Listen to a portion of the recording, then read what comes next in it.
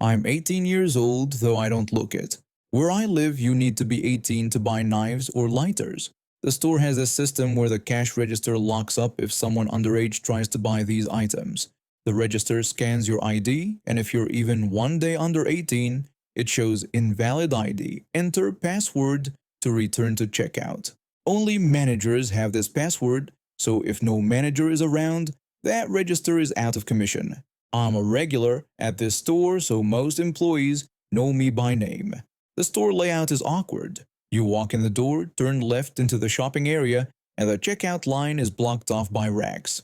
If someone blocks the path, it's hard to navigate through the store or back out. I had just finished shopping for dinner, spaghetti ingredients and lighters for my incense. There was also a small black pocket knife being held for me. I got in line behind this teenager who looked about 16 or 17 and waited my turn. The cashier, I'll call her Allie, started helping him.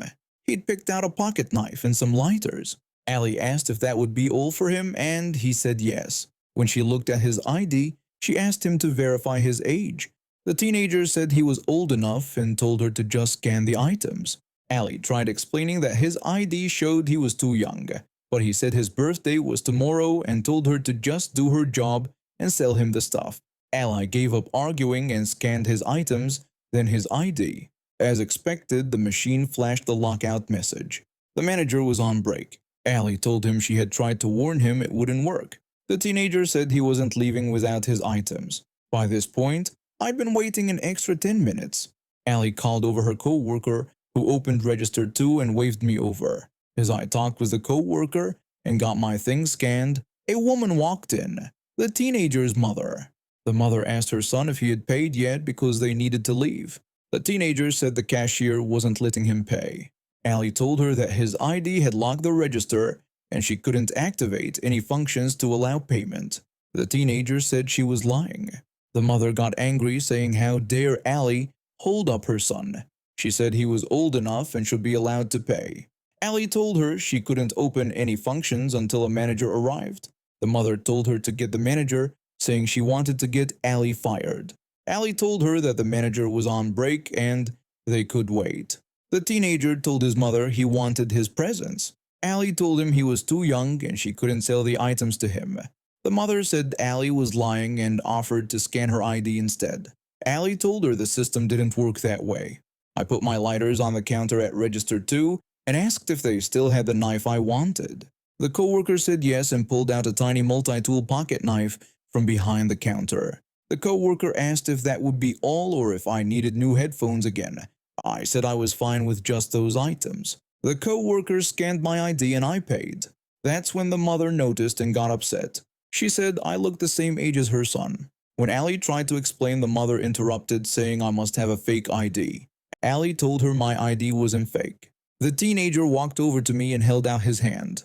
I looked confused and tried to walk away, but he blocked me. He told me to give him my ID since his didn't work. I said no, adding that the machine didn't work that way anyway. The mother praised her son's idea and told me to hand over my ID. I said no again. Allie asked the mother to stop bothering me, saying I had done nothing wrong. The co-worker asked her to move as she was blocking the line. The mother said 1 sec as she reached for my ID.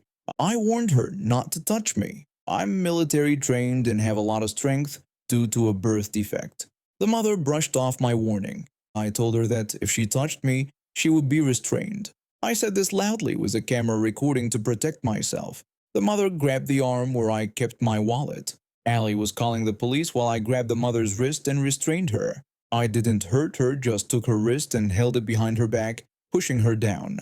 She was small, so this was the best way to handle it without causing injury. I was just stopping things from getting worse. The teenager looked scared while his mother yelled. The police arrived and I let go since I didn't want to look like I started it. The mother made up a story about unhelpful employees and said I had attacked her. Allie said that wasn't what happened, and the co-worker offered to show one of the officers the video. One officer went to view the footage while the other took statements from everyone. I told the truth and said I had warned her. The mother made up her version, but Allie's statement matched mine. When the first officer returned, he told the mother she was coming with him and asked if I wanted to press charges. The mother said she did want to press charges, and the officer told his partner to cuff her. The officer asked if I wanted to press assault charges, and I said yes because she had dug her nails into my wrist. The mother acted shocked and yelled about her rights, while the second officer read her rights. Everyone who had to wait in line got a free item under $5. At the hearing, the mother cried and claimed insanity. After a checkup, she was placed in a hospital. I had to get a restraining order against her husband after he came banging on my door and yelled at me for 30 minutes. When he finished, I told him to get off my lawn. He kept banging on my door, cracking it, so now I'm pressing charges for damage to my property. If she hadn't claimed insanity, this could have gone on for a year or more. I live in a downtown high-rise apartment building in a major city, with about 20 floors and roughly 15 units per floor. Our building is constantly busy. Like many major cities, we have a housing crisis, so every space is occupied and common areas are always packed. Being downtown means our rent prices are through the roof. A few months ago, something happened that still leaves me confused. I was leaving my apartment when someone called out to me from the elevator area. I saw a woman I didn't recognize and figured she must be a new tenant. I asked how I could help her, and she pointed toward the other end of the hallway. She wanted me to make sure her cats didn't get into my apartment or the elevator. I looked down the hall and saw two orange cats that looked young, probably less than a year old, just hanging out in the hallway. I thought they must have run out when she opened her door, which happens with pets sometimes, and she was trying to get them back into her unit. I told her I'd help and asked if I could pet the cats. When she said yes, I petted them, locked my door, and walked to the elevator. I noticed she was taping a sign above the elevator button saying, "Please do not let the orange cats onto the elevator." I tried to be friendly and mentioned that my pets can be escape artists too. She told me the cats hadn't escaped at all. She lived in one of the smaller units, and her cats seemed bored inside her apartment, so she was going to prop her door open whenever she was home and let them explore the hallway. She said they were cute and everyone would love them. She was putting up the sign to make sure nobody let them into the elevator, and if people shooed them away from the elevator, everything would be fine. I stood there trying to understand what I'd heard. Who would think it's okay to let their cats roam a busy apartment hallway? Our building is dog-friendly, and we live in a high-crime city. Yet she was comfortable leaving her door open all day. She noticed my confused look and added more. The sign she made was only temporary. She planned to ask building management to print a proper one with the building's letterhead. She was sure they wouldn't mind because the property manager was nice. I didn't know what to say. I just smiled, nodded, wished her a good day, and hoped this strange situation would sort itself out. I love cats. Even though I'm allergic, I have two of my own. But I would never think it's okay to expect strangers to watch my pets every day because they're bored in my apartment. Not everyone likes animals, and some people have allergies. There were safety issues too. Almost every apartment has a dog, and the cats could easily go into someone's apartment, the elevator, or a stairwell. Our building doesn't have security cameras in the hallways. The woman really believed our corporate property management company would approve her plan. She thought they would make official paperwork telling all residents that her pets were now everyone's responsibility. She talked about it casually, like she was discussing the weather. When I came home later that day, the sign was gone. I never saw that woman or her cats again, so I don't know what happened. But I imagine when she called management, they laughed at her request. I wish I could have heard that conversation. Some people live in their own reality, where they think their comfort is more important than everyone else's safety. Thinking an entire floor should adapt for your cat's boredom is truly mind-boggling. This happened a few years back when I worked as a company clerk in the army. I wasn't always behind a desk, but that's how things turned out. I'd been in the army for about 3 years when I got transferred to Fort Hood in Texas. Everything was fine until I started having weird reactions during field training. My eyes would swell up. I'd break out in hives, and sometimes I could barely breathe. After a couple trips to the emergency room, the army doctors found out I was allergic to some local shrub that grew all over the training areas. The diagnosis came with orders: no outdoor duties, office work only. I wasn't happy about it, but I could still serve. My wife had just found out she was pregnant with our first child, so a desk job wasn't the worst thing. That's when the trouble started. Our new commanding officer was a West Point graduate who thought the sun rose and set on his combat boots. From day one, he made it clear that if you weren't training 24/7, you weren't a real soldier. The first time I handed him my medical profile, he looked at it like I'd given him a resignation letter written in crayon. He asked if I was telling him I couldn't go outside because of plants. When I tried to explain it was a severe allergy that doctors said could be life-threatening, he scoffed and repeated life-threatening, then said I was getting to sit in an air-conditioned office while real soldiers were out training. That set the tone for the next year and a half. He never missed a chance to make my life hard. During company formations, he'd single me out. He would call me Specialist Chairborne in front of everyone and tell the other soldiers that while they were defending our nation, I'd be making coffee and typing memos. He'd call me into his office just to remind me how useless he thought I was. Once, he told me that seeing a healthy-looking soldier hiding behind a medical profile made him sick. He went on about how his grandfather stormed the beaches at Normandy with pneumonia, then asked what his grandfather would think of me. The worst part was when he found out my wife was pregnant. This made him even angrier. He started calling our house early on weekends.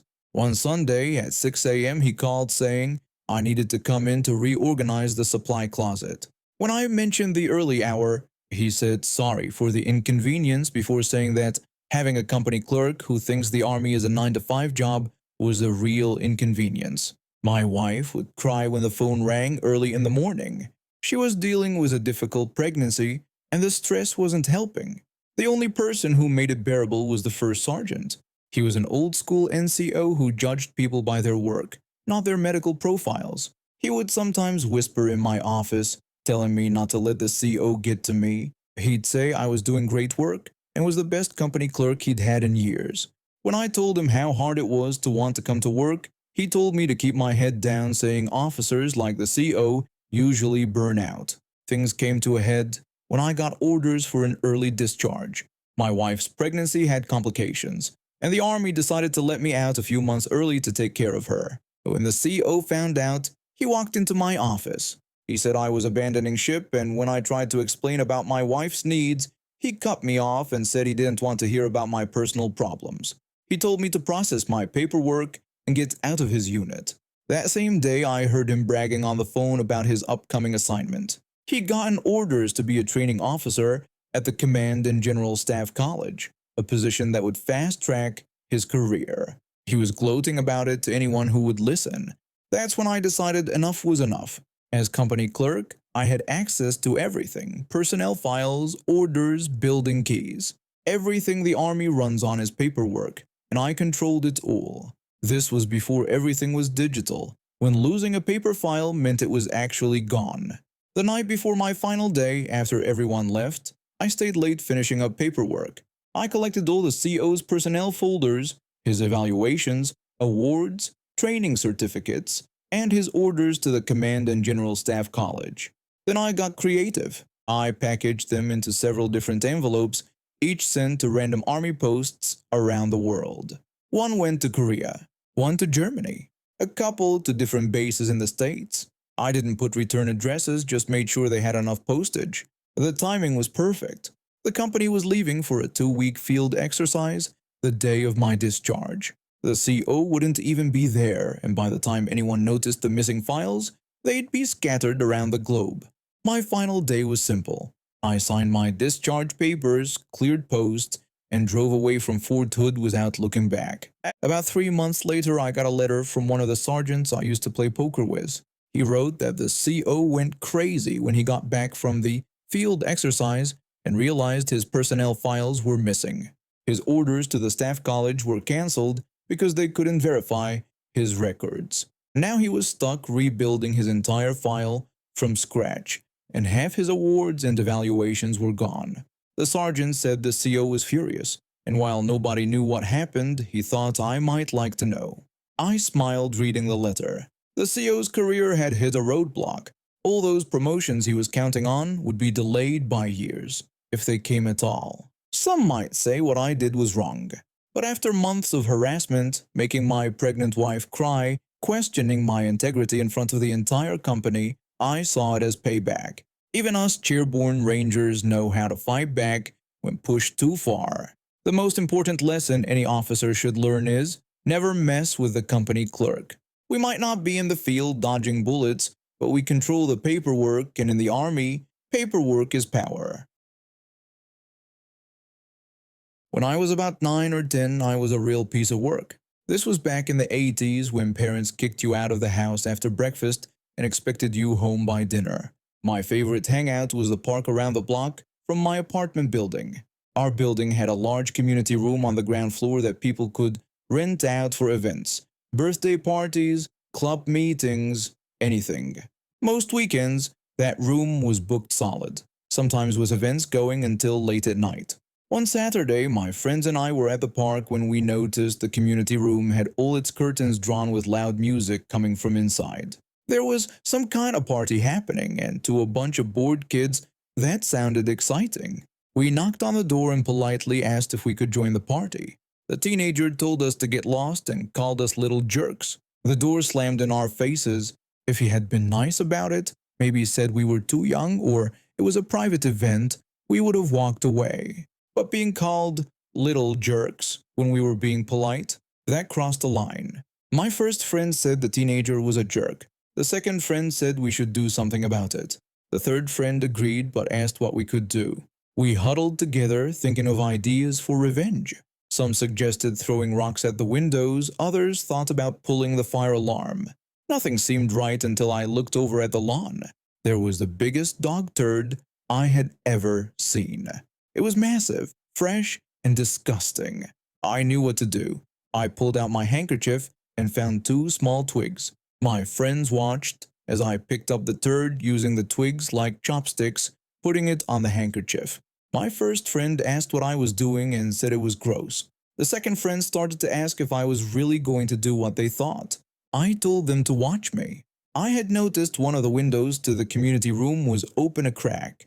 It was the perfect target. As I walked toward it with my disgusting payload, my friends realized what I was planning. My first friend said he was leaving.